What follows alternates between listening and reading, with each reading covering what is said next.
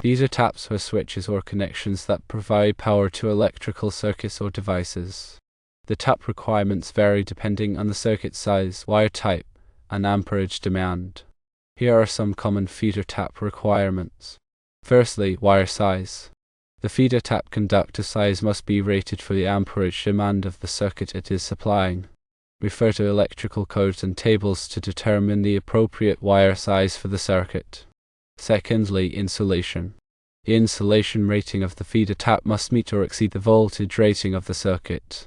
Common insulation ratings include 600 volts, 750 volts, and 1000 volts.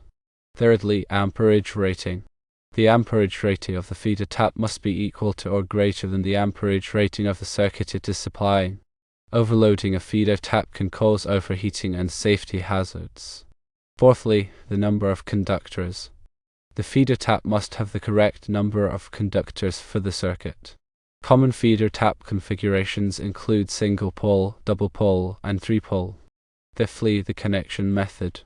The feeder tap must be securely connected to the feeder cable using the appropriate connectors. Common connection methods include screw terminals, crimp connectors, and splice kits. Sixthly, circuit breaker or fuse protection. The feeder tap must be protected by a circuit breaker or fuse of the appropriate amperage rating. This protection prevents overcurrent conditions and ensures safety. As an example, suppose there is a circuit that requires 30 amps of power at 240 volts. The feeder cable supplying the circuit is a 12/2 AWG cable with 75 degrees Celsius insulation. Therefore, the feeder tap requirements are as follows. Wire size should be 12 AWG copper. Insulation should be 75 degrees Celsius rated. Amperage rating should be 30 amps.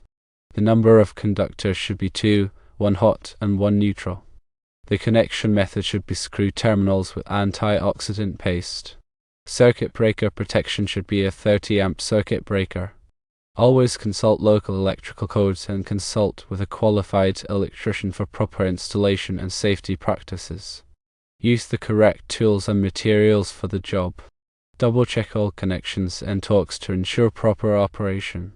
Label all feeder taps clearly for future reference.